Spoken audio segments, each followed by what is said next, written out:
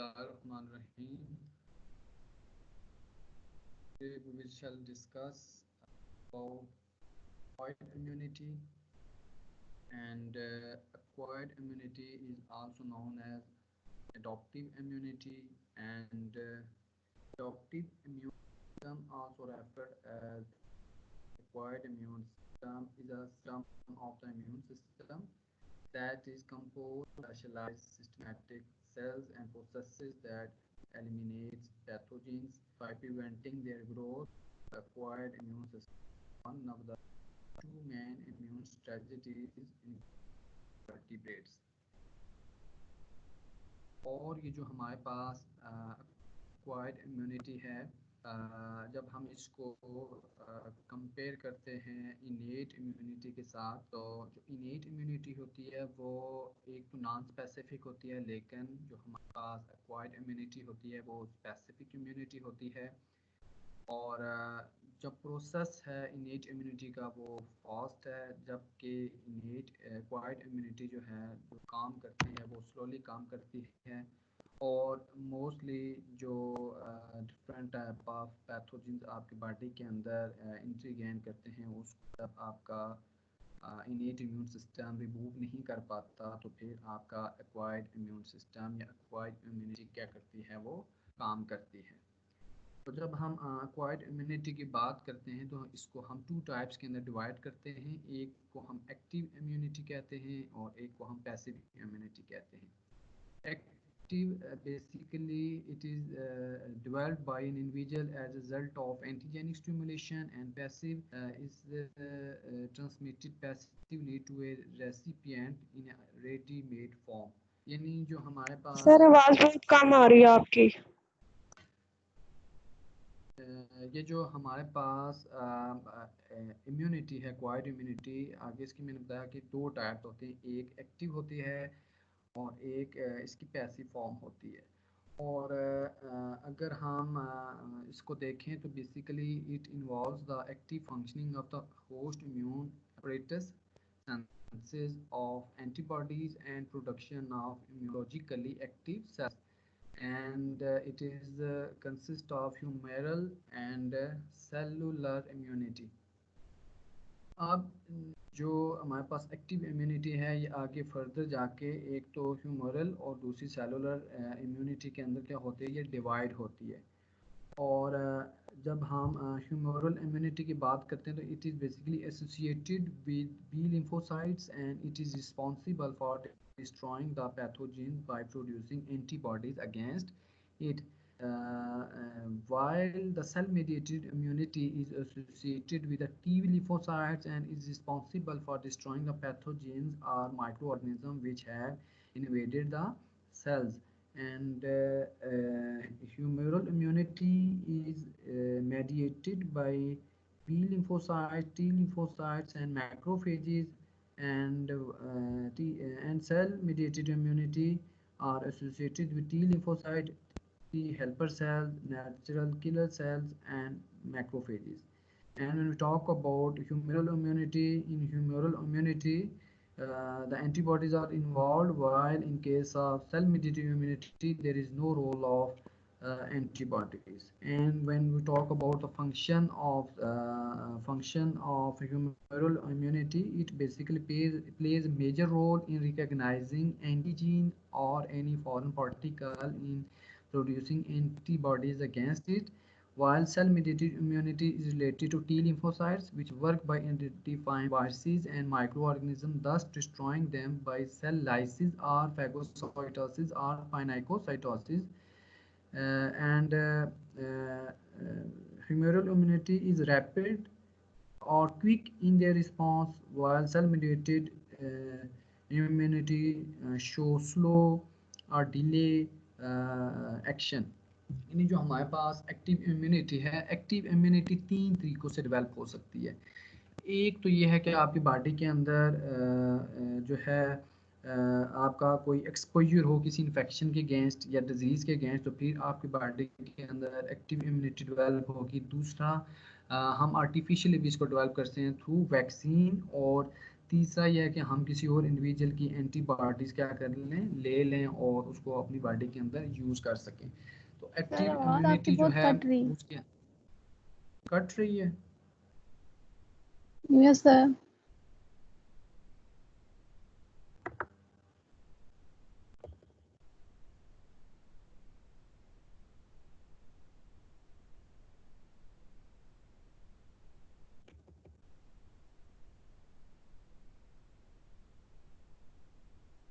यानी मैंने आपको बताया कि ये जो हमारे पास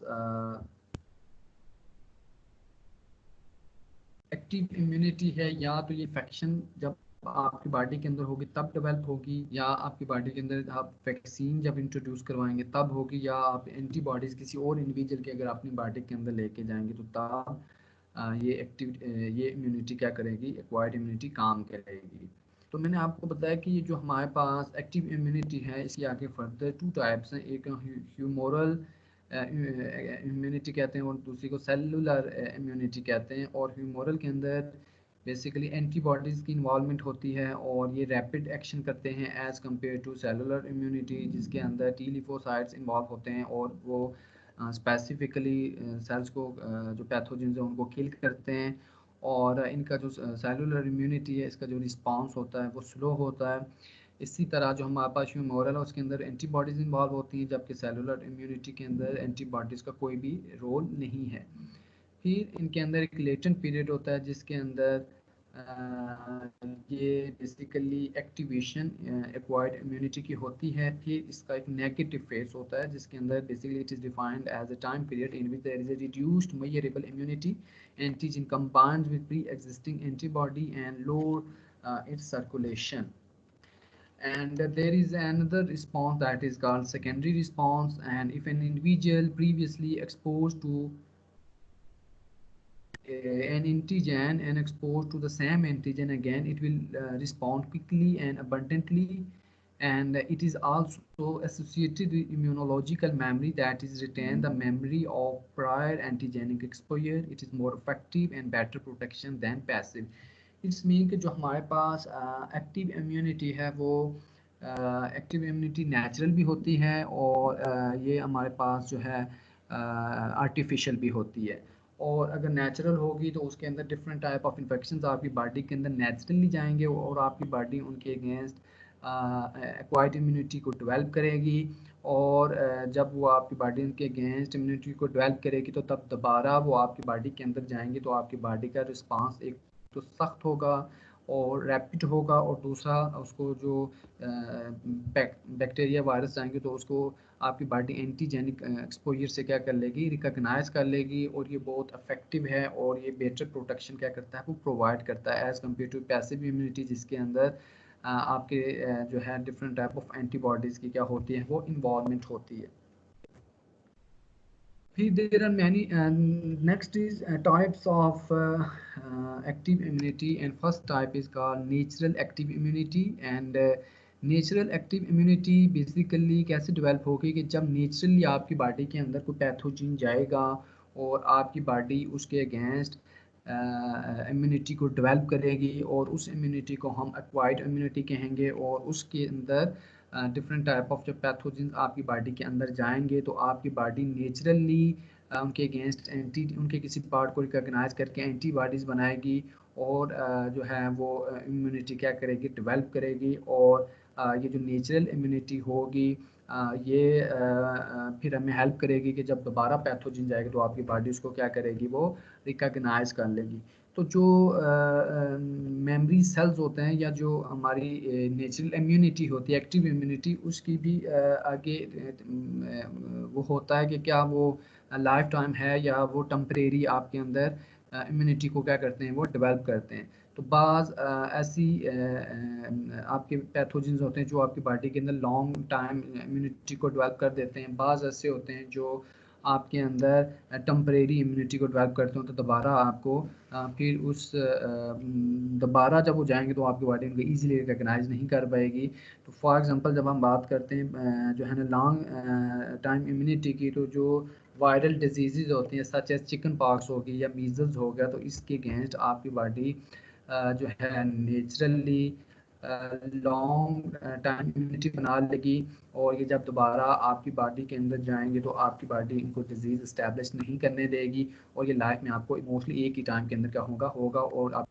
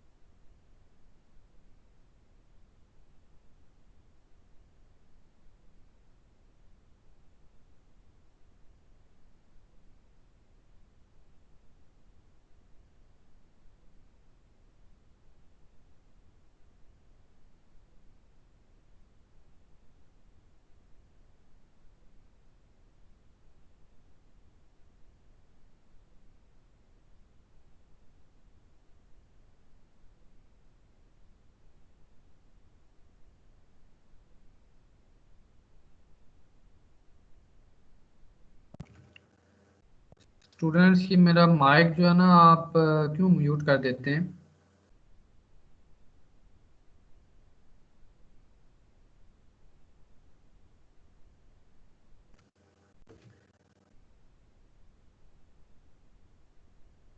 तो जो हमारे पास वैक्सीन्स है वो हम बैक्टीरियल के अगेंस्ट भी बना सकते हैं और वायरल डिजीज़ के अगेंस्ट भी बना सकते हैं। और बेसिकली बूस्टर हम इसके डोज देते हैं, that is repeated dose of vaccine following primary vaccination prolong the immunity. It's mean कि जब आपको एक वैक्सीन दे दी जाती है, जब आप प्राइमरी वैक्सीनेशन की जाती है, जब आप उसको एक और डोज देते हैं उसकी तो फिर वो आपकी इम्यूनिटी के प्रोसेस को और लॉन्ग टाइम कर देता है, और वो इम्यूनिटी आपकी ज़्यादा टाइम के लिए क्या हो सकती है, वो हो सकती है। तो it may be again either in the form of live kill and bacterial products, यानी जो इम्यूनिटी हम वैक्सीन से आर्टिफिशियल एक्टिव इम्यूनिटी डेवलप करवाते हैं, वो बेसिकली जो वैक्सीन होती है उसके आगे टाइप्स हैं कि क्या वो आप लाइव सेल से बना रहे हैं, क्या वो किल्ड्स हैं, या वो बैक्टीरियल प्रोडक्ट्स है। तो लाइव वैक्सीन ऐसी वैक्सीन होती है जिसके अंदर आप जो पैथोजन है उसकी वीरुलेंस एबिलिटी को या उसकी वीरुलेंस की जो सलाहियत है उसको रिड्यूस कर देते हैं, लेकिन स्टिल वो पैथोजन क्या होता है, ज़िंदा होता है, और जब वो आपकी बॉडी के अंदर जाएगा तो आपकी बॉडी उसको रिकग्नाइज कर, क्योंकि उसके अंदर डिजीज़ काजिंग एबिलिटी नहीं होगी तो फिर आपके उसके किसी पार्ट को आपकी बॉडी रिकग्नाइज करेगी, और जिस पार्ट को रिकग्नाइज करेगी हम उसको एंटीजन कहते हैं, और एंटीजन मिलके आगे एंटीबॉडीज़ बनाएंगे, और एंटीबॉडीज़ फिर उसको किल करेंगे, और उसके अगेंस्ट मेमोरी सेल्स भी कुछ इन्वॉल्व होंगे कि दोबारा जब वो जाए तो आपकी बॉडी उसको क्या कर सके, वो किल कर सके। तो बेसिकली जो लाइव इम्यूनिटी लाइव वैक्सीन है उसके अंदर वो जो पैथोजन जो आप इंट्रोड्यूस करवा रहे हैं वो ज़िंदा होता है, लेकिन उसकी जो वायरोलेंस एबिलिटी होती है वो रिड्यूस हो जाती है। और किल के अंदर जो पैथोजन आप इंट्रोड्यूस करवा रहे हैं जो उसकी वैक्सीन जो उसकी इन द फॉर्म ऑफ वैक्सीन, तो वो किल्ड होगा उसके। और जो बैक्टीरियल प्रोडक्ट्स हैं उसके अंदर आप किसी न किसी बैक्टीरियल प्रोडक्ट को यूज़ करेंगे और वो आपकी बॉडी के अंदर इम्यून रिस्पॉन्स जनरेट करवाएंगे। इम्यून रिस्पॉन्स जनरेट होगा तो फिर एंटीजीन्स और एंटीजन के फॉर्म के अंदर वो आपकी बॉडी उसको रिकग्नाइज करेगी, फिर आपकी बॉडी उसके अगेंस्ट एंटीबॉडीज़ बनाएगी और फिर वो आपकी बॉडी के अंदर जब दोबारा जाएगा तो आपकी बॉडी का एक्शन उसके अगेंस्ट होगा। तो ये डिपेंड करता है कि जो हम वैक्सीन यूज़ कर सकते हैं। मसलन बाज़ बैक्टीरिया होते हैं या बाज़ वायरसेस होते हैं, वो उनके अगेंस्ट लाइव वैक्सीन ज़्यादा इफेक्टिव होती है। बाज़ होते हैं जिनके अगेंस्ट किल वैक्सीन जो हम यूज़ करते हैं वो ज़्यादा इफेक्टिव होती है।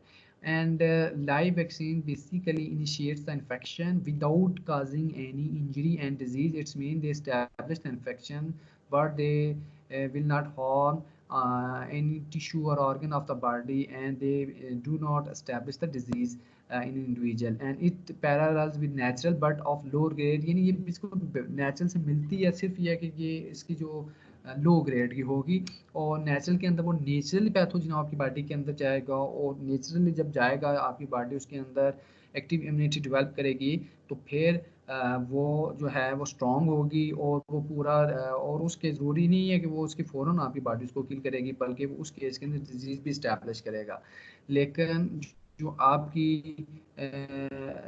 आपकी वैक्सीन के थ्रू होगी वो नेचर से मिलती तो है लेकिन लो ग्रेड की होगी। और ये जो है इसके जो लाइव इसके लाइव वो सेल जो होंगे वो लाइव होंगे और उनकी जो वेरेंस एबिलिटी होगी उसमें रिड्यूस की जाएगी।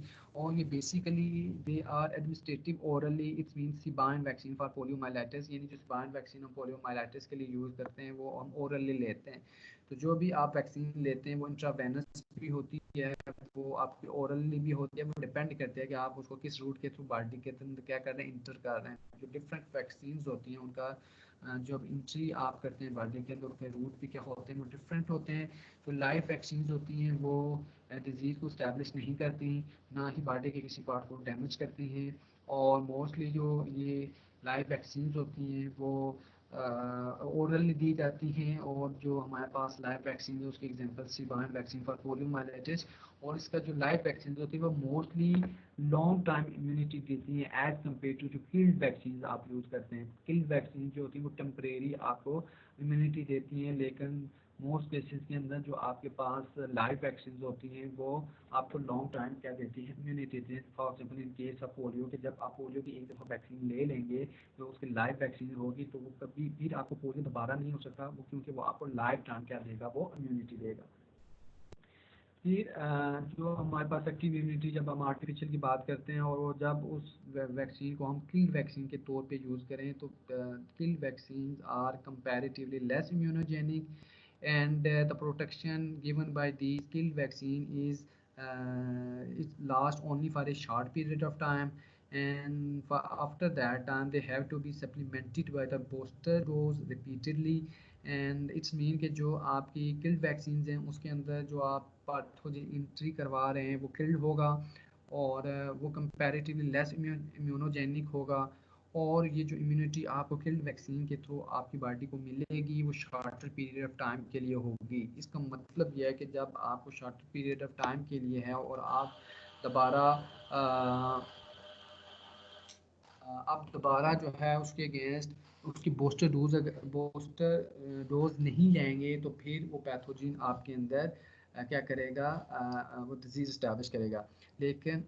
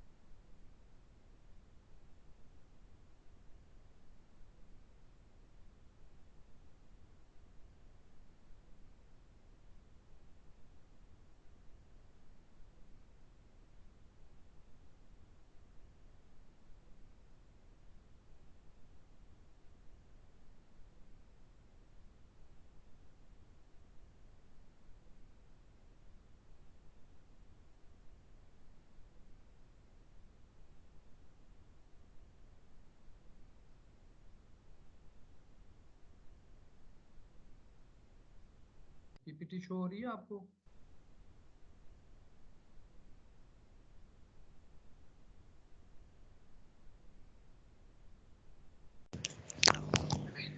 Yes sir.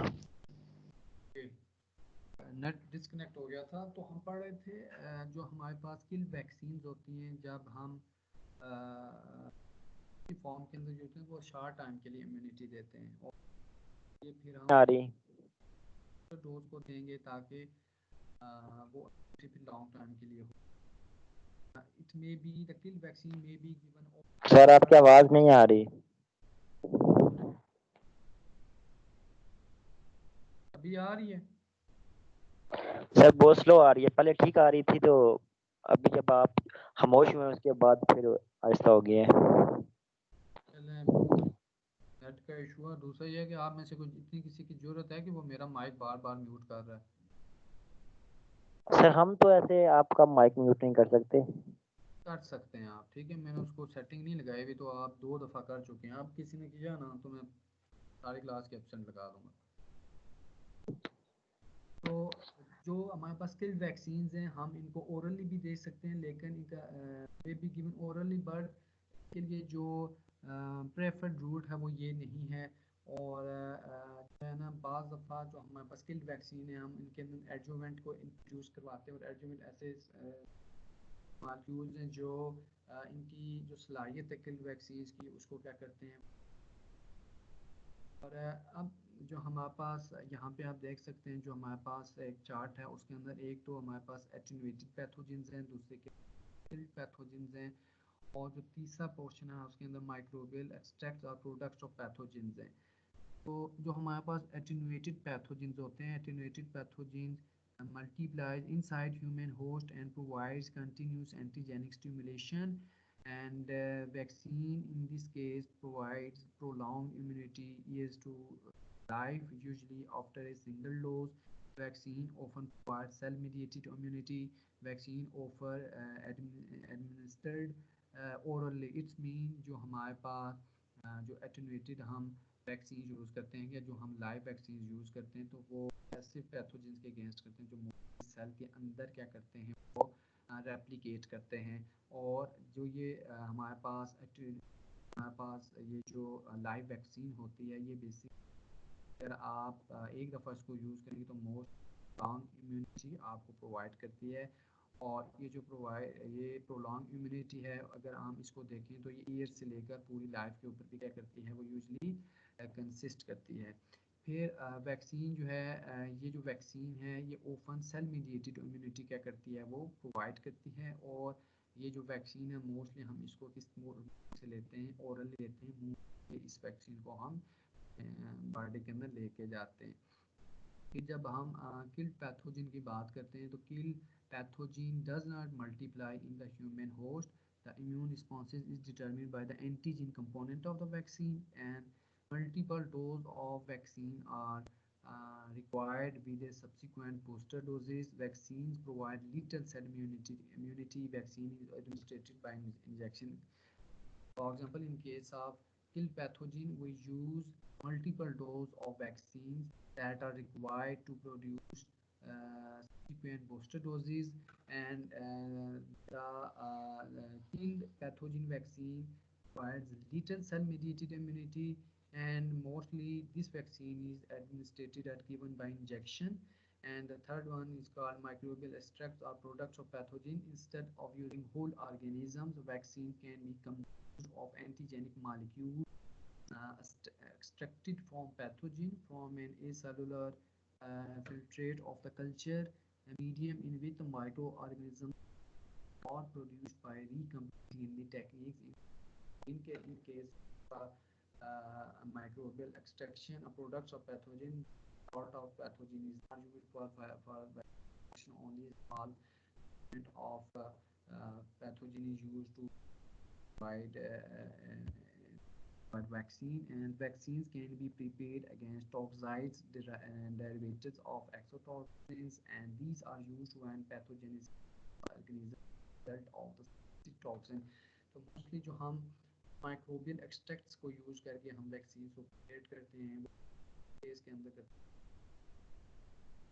Pathogen type of टाइक्साइड्स को सिक्रीट करते हैं और मोस्ट डेरिवेटिव्स होते हैं एक्सोटॉक्सिन्स के, और उसको न्यूट्रलाइज करने के लिए हम जो माइक्रोबियल एक्सट्रैक्ट्स हैं उसको क्या करते हैं, यूज़ करते हैं। और जब हम के डिजीज़ और वैक्सीन कंपोनेंट्स को, तो एटोन्यूएटेड पैथोजन जो हैं केस के अंदर जो हमारे पास बैक्टीरियल डिजीज़ हैं उनके अगेंस्ट सिर्फ टाइफाइड फीवर के अंदर हम एटोन्यूएटेड पैथोजन बीन के लाइव वैक्सीन को यूज़ करते हैं। और मोस्टली जो हमारे पास वायरल डिजीज़ हैं like adeno virus infection, measles, mumps, polio, rubella, yellow fever. In these cases, we use attenuated live vaccines that are very helpful to provide long-lasting immunity. But in case of bacterial diseases, we very little use attenuated pathogen vaccine. And in case of kill pathogen or bacterial diseases, we use cholera, plague, fever, and typhoid fever. इसलिए कि जो हमारे पास skilled vaccine हैं हम उसको bacterial disease हैं like cholera, परटोसिस, plague और भी जो हमारे पास और डिजीज के अगेंस्ट भी क्या करते हैं हम यूज़ करते हैं। और स्किल्ड पैथोजेंस हैं हम उसको हेपेटाइटिस के अगेंस्ट भी क्या करते हैं हम उसको यूज़ करते हैं।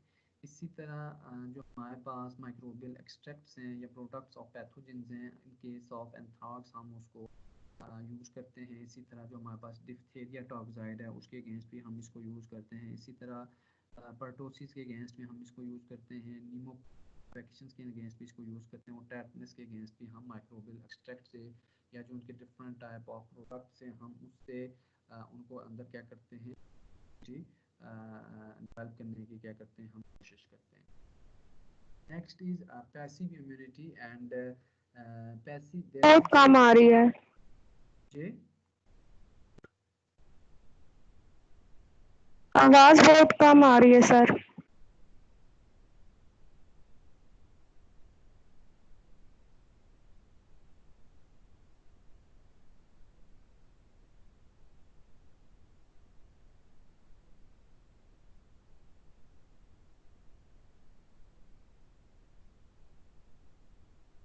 अभी आवाज़ ठीक आ रही है आपको? यस सर अब ठीक है। तो हम पढ़ रहे थे जो पैसिव इम्यूनिटी नेचुरल है वो उसके वो मोस्टली ट्रांसफर्ड होती है from mother to baby and transmitted predominantly through placenta in humans and some of the IgA antibodies in units are formed through natural passive immunity. And when we talk about human fetus ability to synthesize IgM from 20th week of life, but overall immunity capacity is still weak। यानी जो passive immunity है वो mother to baby basically in the form of antibody transmit होती है। और ये जो है हमारे पास जो फीटस है उसके अंदर जो 20 वीक होता है उसके अंदर ये IgM को क्या कर सकते हैं वो सिंथेसाइज कर सकते हैं। लेकिन स्टिल जो है जो पैसिव इम्यूनिटी है वो जो नेचुरल होती है वो बहुत कम। और transport of antibodies across placenta is an active process। Concentration in fetal blood is higher than in mother blood, and active immunization of mother during pregnancy improve the quality of passive immunity in infants। For example, tetanus toxoid treatment during pregnancy। It's mean कि जो आप मतलब जब pregnancy के stage के ऊपर हो तो एक्टिव इम्यूनाइजेशन करनी चाहिए ताकि उसके अंदर जो एंटीबॉडीज फॉर्म हो वो प्लेसेंटा के बैरियर को क्रॉस करके जो चाइल्ड है उसके अंदर जाएं। और मोस्टली ये रिकमेंड किया जाता है कि जो टेटनस है वो प्रेगनेंसी के दौरान रिकमेंड किया जाता है ताकि जो टेटनस के अगेंस्ट जो इम्यूनिटी है वो चाइल्ड के अंदर भी क्या हो सके वो develop. Next is hyper immune Sira and basically anti-tetanus serum derived from hyperimmune horses। इस मीन के जो हम हाइपर इम्यून सीरा की बात करते हैं तो इसके ये पैसिव इम्यूनाइजेशन है और इसके अंदर एंटीजन का कोई रोल नहीं होता बल्कि हम डायरेक्ट एंटीबॉडीज़ को क्या करते हैं हम यूज़ करते हैं। और वो जो एंटीबॉडीज़ हैं उनका डिफरेंट फंक्शंस होते हैं। फॉर एग्जांपल जो एंटी टेटनस सीरम है ये आप और ये जो हमारे पास एंटी सीरम हम डेवलप करवा सकते हैं, basically they are actually antibodies from recovered person. तो आप जो एंटी टेटनस सीरम है ये आप ये जो हमारे पास डिफरेंट टाइप ऑफ सीरम्स होते हैं यह आप ह्यूमन के अंदर भी बना सकते हैं और एनिमल मॉडल्स के अंदर भी बना सकते हैं। तो मोस्टली जो हमारे पास एंटी सीरा हम उनको एनिमल्स के अंदर क्या करते हैं वो बनाते हैं, और ह्यूमन के अंदर बने तो ठीक, अगर ह्यूमन के अंदर ना बने तो हम उसको क्या करते हैं, हम उसको किसी एनिमल के अंदर क्या करते हैं एक्सप्रेस करवाते हैं। For example in case of anti Teton serum derive from hyper immune horse and it is basically provide temporary protection and hyper sensitivity and immune annihilation। यानी जब आपके किसी इंडिविजुअल को सपोज टेटनस हो जाता है, और मैंने आपको बताया था जो क्लस्ट्रीडियम टेटनी है ये जो इसका टॉक्सिन होता है हम उसको एक्सोटॉक्सिन कहते हैं, वो बहुत ज़्यादा डेंजरस होता है और वो आपकी बॉडी के अंदर इंडिविजुअल की किलिंग भी करता है। अब हम उस केस के अंदर पैसिव इम्यूनाइजेशन क्यों करते हैं या हम डायरेक्ट उससे एक्टिव इम्यूनिटी क्यों नहीं डेवलप करवाते? इसकी रीज़न यह है कि हम इतना वेट नहीं कर सकते, क्योंकि नेचुरली आपके पैथोजन को किल करने तक वो चूँकि टॉक्सिन को प्रोड्यूस कर देगा, वो टॉक्सिन आपकी बॉडी के डिफरेंट पार्ट्स को डैमेज कर देगा, तो इंडिविजुअल क्या हो जाती है, किलिंग हो जाती है।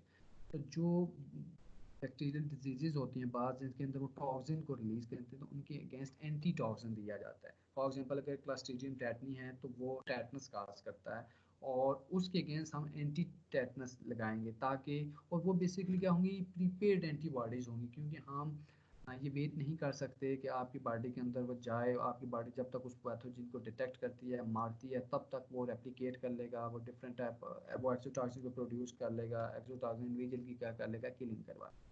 तो ऐसे केसेस के अंदर क्या किया जाता है, डायरेक्ट एंटीबॉडीज दी जाती हैं, और डायरेक्ट एंटीबॉडी जब दी जाएंगी तो फिर आपकी बॉडी उस टॉक्सिन को न्यूट्रलाइज करके फिर आपकी बॉडी को इतना ज़्यादा डैमेज नहीं होगा और इंडिविजुअल की डेथ नहीं होगी। मोस्टली जो हम एंटी टेटनस सीरम है वो हम हार्स के अंदर बनाते हैं और basically it provide temporary protection, ये लाइफ टाइम इम्यूनिटी नहीं देता, बल्कि इसकी वजह से जो आपको इम्यूनिटी मिलेगी वो टेम्परेरी होगी और इसकी वजह से आपको हाइपर सेंसिटिविटी भी होगी। इसी तरह जो हमारे पास ह्यूमन हाइपर इम्यून ग्लोबिन है, tests immunoglobin free from complication and comparatively long lasting.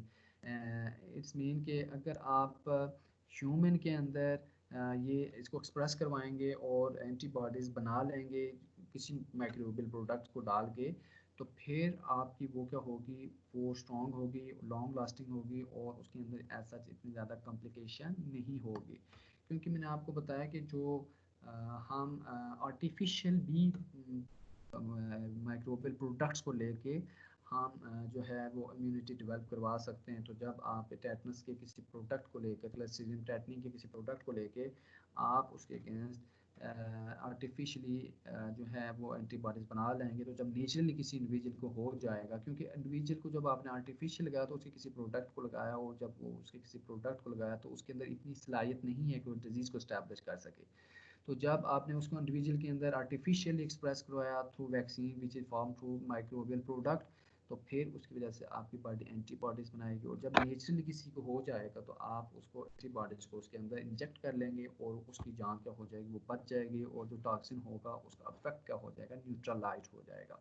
तो जब हम ये जो एंटी सीरा हैं, जैसे हम एंटी टॉक्सिन की एंटी टेटनस की बात करते हैं सीरम की, तो ये ह्यूमन के अंदर भी आप बना सकते हैं और आप किसी एनिमल के अंदर भी बना सकते हैं। लेकिन जब आप उसको किसी एनिमल से लेंगे तो वो टेम्परेरी प्रोटेक्शन होगी, और ह्यूमन से जब आप बनाएंगे तो वो लॉन्ग टाइम क्या होती है, वो उसकी क्या होती हैं वो उसकी कॉम्प्लिकेशन भी नहीं होती, वो लॉन्ग टाइम होता है। और anti sera of animal origin is indicated only where human sera is not available. For example fast disease ऐसी हैं जो ज़्यादा डेंजरस हैं, तो उस केस के अंदर हम ह्यूमन के अंदर वो उसको इतना ज़्यादा नहीं करते, जैसे एंटी गैस गैंग्रेन, ये बेसिकली ग्रुप ऑफ पैथोजेंस हैं जो आपकी बॉडी के अंदर गैंग्रेन गैस करवाते हैं, तो उनके अगेंस्ट जो हैं वो हम एनिमल के अंदर उनके एंटीबॉडीज़ बनाते हैं। इसी तरह एंटी बोचुलिनम सीरा यानी क्लस्ट्रीडियम बोचुलिनम जो है वो सबसे ज़्यादा टॉक्सिक वो जो टॉक्सिन प्रोड्यूस करता है वो भी इंसानों की किलिंग करवा सकता है। आल जो उसका टॉक्सिन होता है वो हीट लबाइल होता है, इट्स मीन कि आप या वो हीट सेंसिटिव होता है, जब आप उसको जो है हीट अप करेंगे तो वो मर जाता है, लेकिन अगर वो उसका इफेक्ट शो हो जाए तो वो बहुत ज़्यादा टॉक्सिक होता है। इसी तरह एंटी वेनम जो होते हैं वो जो मसलन फॉर एग्जांपल एंटी वेनम जो डिफरेंट टाइप ऑफ, अगर सपोज किसी इंडिविजुअल को स्नेक बाइट कर ले तो हम क्या करते हैं, हम डायरेक्ट उसकी बॉडी के अंदर एंटीबॉडीज इंजेक्ट करते हैं जिसको हम पैसिव इम्यूनाइजेशन कहते हैं। और उसका पर्पस क्या होगा, उसका पर्पस ये होगा कि उस इंडिविजुअल को डेथ से बचाया जा सके, क्योंकि अगर आप उसके अंदर एंटीबॉडी डायरेक्ट इंजेक्ट नहीं करेंगे तो फिर वो जो उसका टॉक्सिन है वो आपके किसी न किसी बॉडी के पार्ट को डैमेज करेगा और अल्टीमेटली की क्या हो जाएगी, किलिंग हो जाएगी। और उस केस के अंदर आप पैसिव इम्यूनाइजेशन करते हैं, और पैसिव इम्यूनाइजेशन के अंदर डायरेक्ट आप एंटीबॉडीज प्रीपेड फॉर्म के अंदर जो प्रेजेंट होती है वो इंजेक्ट करते हैं ताकि next convalescent sera and pooled human gamma globulin. Convalescent sera is derived basically from patient recovering from an illness, and they actually have high level of specific antibodies, and these specific antibodies can be used to treat different disease in person. And next is pooled human hemoglobin, basically pooled from healthy individuals, contain pathogen prevalent in the region, and these were extensively used in the past for viral disease, particularly hepatitis A virus and immunodeficiency disorders. And a disadvantage of pooled human hemoglobin is that it causes anaphylactic reaction that is dangerous, so it cannot be used very frequently, and get chance of getting blood-borne infection, hepatitis B, and HIV infection increases when use pooled gamma globulin. Next is combined immunization, and अभी अजान हो रही है तो मैं इसको stop कर रहा हूँ।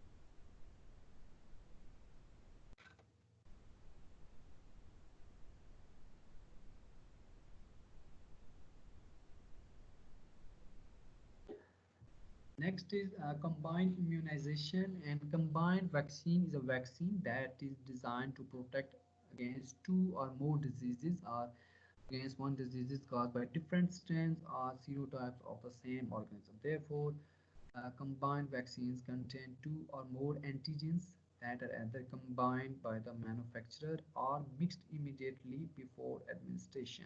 Such vaccines are in common use because they allow simultaneous administration of multiple antigens, resulting in fewer injections and visits to clinic. And DT-based combined vaccines, which contain diphtheria toxoid and tetanus toxoid in combination with other antigens, have been used since the middle of 20th century, some of the earliest DT-based combined vaccines included an inactivated poliomyelitis vaccine and a whole cell pertussis vaccine component. इसका मतलब यह है कि जो हम combined vaccine use करते हैं तो बाज़ दफ़ा हम एक या एक से ज़्यादा डिजीज़ के अगेंस्ट, या अगर आपके पास एक डिजीज़ है तो उसके स्ट्रेंस डिफरेंट हैं तो फिर उसके अगेंस्ट आप कंबाइंड इम्यूनाइजेशन करते हैं और वो मल्टीपल एंटीजेंस को क्या कर सकते हैं, वो आपकी बॉडी उनको आइडेंटिफाई कर सकती है। और ये जो है कंबाइंड वैक्सीन्स ये 20th सेंचुरी के अंदर बन रही हैं। फॉर एग्जांपल जो आपके पास DT बेस्ड कंबाइंड वैक्सीन्स हैं उसके अंदर एक आपका डिप्थीरिया टॉक्साइड होता है और दूसरा उसके अंदर टेटनस होगा, और उनके अगेंस्ट DT वैक्सीन यूज़ करेंगे आप तो ये आपको बेनिफिशियल होगी। इसी तरह जो DT बेस्ड वैक्सीन के अंदर एक तो IPV है और एक WP है। IPV इनएक्टिवेटेड पोलियोमाइलाइटिस वैक्सीन है और उसके अंदर होस्ट सेल पर्टोसिस वैक्सीन है, जो ये दोनों क्या करती है मिलके एक वैक्सीन बनाती है। तो उसका फ़ायदा क्या होता है कि ज़्यादा से ज़्यादा डिजीज़ के अगेंस्ट आपको इम्यूनाइजेशन हो जाती है। दूसरा आपको जो इंजेक्शन आपकी बॉडी के अंदर लगती है कम हो जाते हैं और ये टाइम कंज्यूमिंग प्रोसेस भी नहीं है, क्योंकि अगर आप कंबाइंड इम्यूनाइजेशन करेंगे तो फिर आपको जो क्लिनिक्स हैं वहाँ पे भी बार बार नहीं जाना पड़ेगा। तो एक बात आपने हमेशा याद रखनी है कि जो आपके पास इम्यूनाइजेशन है या जो आप वैक्सीनेशन करते हैं वो पैरालाइटिक मैयर है, वो डिजीज़ के पहले आप करते हैं उसको, ताकि डिजीज़ को इस्टेब्लिश होने से आप उसको क्या कर सकें, जा सकें। तो ये भी वर्ल्ड के अंदर डिफरेंट कंट्रीज़ के अंदर वर्ल्ड हेल्थ ऑर्गेनाइजेशन के डिफरेंट प्रोग्राम्स के अंदर and there is another immunity which is called local immunity, and it refers to protection even to a potential site of entry of a pathogen, prevents the entry of pathogen. For example, namely A is involved and produced by plasma cells present on surfaces, and live vaccine for polio molecules augment the resistance at the level but mucosal site of entry of polio virus, and these actually is called. And next is herd immunity, and herd immunity, our level of herd immunity is about 80% of individual in a population। अगर किसी immunity अगर आप 80% population के अंदर कर लें तो इसको हम herd immunity कहते हैं। और herd immunity, what is herd immunity? Basically herd immunity है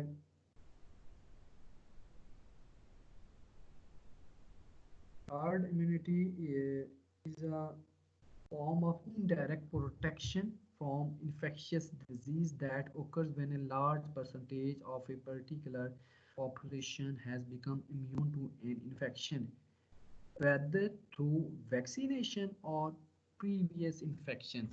इट्स मीन कि जो आपकी हर्ड इम्यूनिटी कहते हैं बहुत ज़्यादा लेवल के ऊपर जो आपकी पॉपुलेशन है। फॉर एग्जांपल अगर आपकी 80% पॉपुलेशन इम्यूनाइज हो जाए किसी भी डिजीज़ के अगेंस्ट तो हम उसको हर्ड इम्यूनिटी कहते हैं। और हर्ड इम्यूनिटी दो तरीक़ों से आ सकती है, एक कि आप वैक्सीन लगाएं और जब आप वैक्सीन लगा लेंगे तो फिर उसकी वजह से क्या हो जाएगा, हर्ड इम्यूनिटी हो जाएगी। ठीक है। दूसरा यह है कि आपके पास वैक्सीन नहीं है और आप क्या करते हैं, आप उस डिज़ीज़ को पॉपुलेशन के अंदर इस्टेब्लिश होने देते हैं खुद ब खुद, ताकि आपकी जो पॉपुलेशन है वो उस डिज़ीज़ के अगेंस्ट इम्यूनाइज हो जाए। और वो कैसे होगी कि वो आपकी बॉडी के अंदर जाएंगे, नेचुरली आपके अंदर इम्यूनिटी को क्या कर लेंगे, वो डेवलप कर लेंगे। अब जब भी हार्ड इम्यूनिटी की जाती है तो उसके अंदर ये देखा जाता है कि वो जो बीमारी है आपकी, वो एपिडेमिक डिजीज़ है, वो कितनी आपकी डेंजरस है। For example, nowadays we are facing a problem of coronavirus, and when we want to introduce herd immunity in our population, there is no vaccine available for coronavirus। It means कि जो अगर हमारे पास जो आजकल हमारी दुनिया एक बहुत बड़ा इशू फेस कर रही है, हम उसको कोरोना वायरस कहते हैं। अब कोरोना वायरस के अगेंस्ट हमारे पास वैक्सीन नहीं है। अब वैक्सीन अगर हमारे पास नहीं है तो फिर क्या होगा, वो हमारी डिजीज़ के अंदर, वो हमारी पॉपुलेशन के अंदर डिजीज़ को स्टैब्लिश करेगी। लेकिन अगर हम उसको नेचुरली होने दें तो उसकी वजह से क्या हो सकता है, हर्ड इम्यूनिटी डेवलप हो सकती है। और जब आप उसको रोकेंगे नहीं, आप उसको लाइफस्टाइल वैसे कि वैसे अगर आपने कोरोना वायरस को रिस्ट्रिक्ट करना है तो फिर आपको सोशल डिस्टेंसिंग करना पड़ेगी, क्योंकि वो एक इंडिविजुअल से दूसरे इंडिविजुअल के अंदर जा सकता है। अब अगर हम सोशल डिस्टेंसिंग ना होने दें और हम अपनी लाइफ की एक्टिविटीज़ को वैसे के वैसा रहने दें, तो फिर उससे क्या होगा कि लोग के अंदर हार्ड इम्यूनिटी डेवलप होगी। लेकिन मैंने आपको बताया है, हम इसके अंदर ये देखते हैं कि हम इसको इसके इसका इम्पेक्ट कितना है। ऑल दो इसके अंदर मोर्टेलिटी रेट 2 to 3% है, वेरी करता है डिफरेंट वर्ल्ड की पॉपुलेशन के अंदर। अब जब दुनिया इस इशू को फेस कर रही है तो दुनिया के हर कंट्री ने अपनी अपनी स्ट्रेटजीज को यूज़ किया। मसलन हमारे मुल्क के अंदर हम हर्ड इम्यूनिटी की तरफ नहीं गए, क्योंकि हर्ड इम्यूनिटी की तरफ जब जाएंगे पॉपुलेशन के अंदर बहुत ज़्यादा स्प्रेड होगी तो फिर आपका डेथ रेट भी उससे क्या होगा, वो बढ़ेगा। तो वो आपके लिए एक प्रॉब्लम क्रिएट करता है सोसाइटी के अंदर। तो हम उस केस के अंदर हार्ड इम्यूनिटी के अंदर नहीं जा सकते। हमारे कंट्री के अंदर हार्ड इम्यूनिटी नहीं, बल्कि हमने सोशल डिस्टेंसिंग के ऊपर फॉलो किया कि हम एक दूसरे से रोकें खुद को। और सोशल डिस्टेंसिंग हम जितनी ज़्यादा करेंगे उतना ज़्यादा क्या होगा, ये डिजीज़ स्टैब्लिश नहीं होगी और हमें हार्ड इम्यूनिटी की ज़रूरत नहीं पड़ेगी। लेकिन इसके साथ साथ दुनिया में और बहुत सारी कंट्रीज़ हैं जिन्होंने हार्ड इम्यूनिटी के ऊपर बिलीव किया, उन्होंने अपने लाइफ स्टैंडर्ड्स को वैसे के वैसा रखा, उन्होंने कोई रिस्ट्रिक्शंस नहीं लगाई, लाइफ को वैसे के वैसा रहने दिया, सोशल डिस्टेंसिंग बैन कर दी। उस वजह से फिर वहाँ पे इन्फेक्शन बढ़ा तो सही, लेकिन वहाँ पे कुछ लोग ठीक भी हुए, लेकिन उसकी वजह से जो डेथ रेट होता है वो इंक्रीज़ हो जाता है। तो जब आपकी और हार्ड इम्यूनिटी तब बेनिफिशियल है जब आप इसको इम्यूनाइजेशन के थ्रू करें, वैक्सीन के थ्रू करें। अगर आपके पास इम्यूनाइजेशन का प्रोसेस नहीं है तो नेचुरली अगर आप एक्सपोज करवाएंगे तो फिर उसके अंदर देखा जाता है कि वो पैथोजन कितना ज़्यादा डेंजरस है। बहुत ज़्यादा डेंजरस हो गया तो फिर आप मोर्टेलिटी की तरफ इतना नहीं जाएंगे। अगर उसका मोर्टेलिटी रेट कम है तो फिर आप हार्ड इम्यूनिटी की तरफ जा सकते हैं। तो इंटरेस्टिंगली जो आपका कोरोना वायरस है वो मोस्टली ओल्ड पीपल को अफेक्ट करता है, उनकी मोर्टेलिटी का करता है। मीन कि अगर आप यंग वन हैं 30 to 40 हैं तो आपकी इम्यूनिटी स्ट्रॉन्ग होगी। और तो अगर आपको कोई फर्दर कोई और डिजीज़ नहीं है तो आपको ये इतना ज़्यादा इम्पेक्ट काज नहीं करता। फॉर एग्जांपल अगर हम पाकिस्तान की बात करें तो अभी तक अगर हम देखें तो हमारे जो केसेस हैं वो हमारे इटली से भी ज़्यादा केसेस हैं। इस मीन के हमारे आज के दिन तक 2,75,000 हो गए। लेकिन अगर हम डेथ को देखें तो इटली के अंदर जो डेथ हुई है हमारी उससे बहुत कम हुई है। फॉर एग्जांपल हमारे यहाँ 6,000 भी अभी कंप्लीट नहीं हुई। तो उसके अंदर क्या देखा जाता है कि एक जो आपका पॉपुलेशन का ये भी देखा जाता है किस लेवल के ऊपर है। हमारी जो पॉपुलेशन है वो ज़्यादा यंग वंस के ऊपर कंसिस्ट करती है तो हमारे ऊपर उसका इम्पैक्ट इतना नहीं है। लेकिन जो यूरोप के अंदर इटली है, फ्रांस है, स्पेन है, यहाँ पे जो पॉपुलेशन के ज़्यादा अगर आप उसमें देखें तो यंग ओल्ड पीपल ज़्यादा हैं। इस वजह से वहाँ पे मोर्टेलिटी रेट भी क्या है वो ज़्यादा है। तो इस डिज़ीज़ के अगेंस्ट जो कोरोना वायरस है बाद इसकी मोर्टेलिटी वेरी करती है कंट्री टू कंट्री। तो बाज़ कंट्री हार्ड इम्यूनिटी की तरफ गए हैं और ज़्यादातर जो कंट्रीज़ हैं वो हार्ड इम्यूनिटी की तरफ नहीं गए। लेकिन अगर आपकी कोई डिजीज़ डेंजरस ना हो या आपके पास उसकी वैक्सीन है तो फिर हम उस केस के अंदर हार्ड इम्यूनिटी की तरफ जा सकते हैं। और अगर हम देखें यहाँ पे specific resistance immunity response to threats on individual basis, तो एक हमारे पास एक्वायर्ड इम्यूनिटी होती है कि नीट इम्यूनिटी होती है। और अगर और एक्वायर्ड इम्यूनिटी कौन सी इम्यूनिटी होती है, immunity produced by prior exposure और एंटीबॉडी प्रोडक्शन। और एक तो इसकी आगे एक्टिव इम्यूनिटी है, यानी जब आपकी बॉडी के अंदर इन्फेक्शन होगा तो एक तो इन्फेक्शन नेचुरली हो सकता है तो हम उसको नेचुरल एक्टिव इम्यूनिटी कहते हैं। एक इंड्यूस होकर हो सकता है, तो इंड्यूस आप कैसे करवा सकते हैं, थ्रू प्रोडक्शन ऑफ वैक्सीन। तो वो जो होगी वो भी क्या होगी, इंड्यूस एक्टिव इम्यूनिटी होगी। और जब आप डायरेक्ट एंटीबॉडीज़ देंगे तो हम इसको पैसिव इम्यूनिटी कहते हैं। और एक होती है इंड्यूस्ड पैसिव इम्यूनिटी और second one is natural passive immunity. And natural passive immunity is the transfer of antibodies across the placenta between mother and child, and the induced passive immunity is conferred by administration on antibodies to combat infection. ठीक है, तो induce भी आप कर सकते हैं। These are basically types of acquired immunity, whether it is active immunity or passive immunity, and active immunity is further divided into naturally acquired immunity that develops through exposure to pathogen, and induced active immunity which is developed through through production of vaccine. And other one is passive immunity. Passive immunity involved transfer of antibodies, and it may be induced passive immunity, and it may be natural passive immunity. And natural passive immunity through the transfer of antibodies across placenta or in a breast milk, and induced passive immunity is conferred by administration of antibodies to combat infection. And these are basically different type of acquired immunity types. Here we can see the comparison of innate immunity and acquired immunity. And innate immunity response broad range of microorganisms, while acquired immunity slow responses to specific microbes.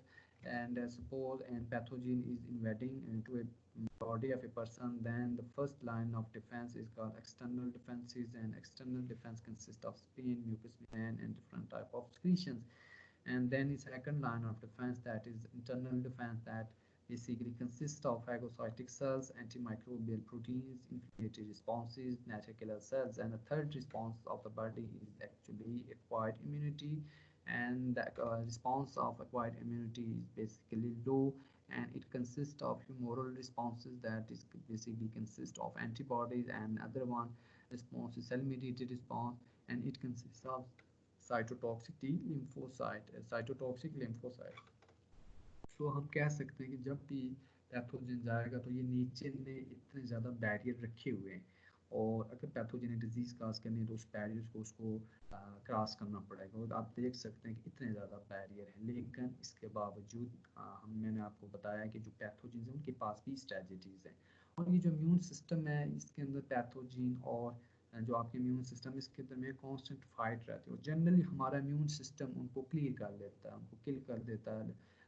एक दिन के अंदर हज़ारों करोड़ों बार आपका immune system उनको किल कर रहा है। लेकिन जब आपके इम्यून सिस्टम के ऊपर बर्डन का ज़्यादा होगा, ये अगर आपको कोई इम्यूनो डेफिशिएंसी होगी तो फिर या आपको इम्पेयरमेंट होगी या आपको कोई ट्रॉमा होगा, तो फिर ये चीज़ें ज़्यादा एक्टिवली क्या करती हैं, काम करती हैं। इसके साथ साथ जो पैथोजेंस हैं they also develop different type of method, different type of strategies, और वो स्ट्रेटजीज उनको हेल्प करती हैं कि वो डिजीज़ को क्या कर सकें, वो स्टैब्लिश कर सकें। And this is all about for today lecture, that is acquired immunity। और